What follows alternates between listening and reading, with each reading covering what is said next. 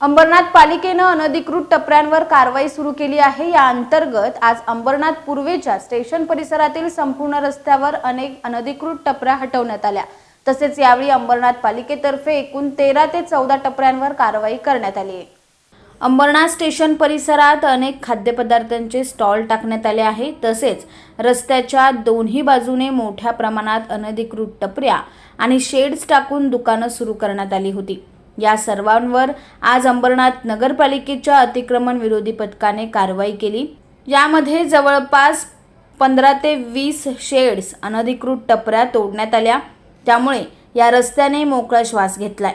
गाड्यांना व नागरिकांसाठी येण्या जाण्यासाठी हाच रस्ता वापरत असल्याने अतिक्रमणामुळे हा रस्ता अरुंद झाला होता। तसेच जागोजागी टपऱ्या टाकल्यामुळे येथे ट्रॅफिकची सुद्धा समस्या वाढली होती। त्यामुळे आता अनधिकृत दुकानं आणि टपऱ्या तोडल्यामुळे रस्ता मोठा आणि प्रशस्त झालाय। दरम्यान अंबरनाथ पालिकेने केलेल्या कारवाईचे येथील स्थानिक नागरिक तसेच वाहनधारकांनी स्वागत केले आहे।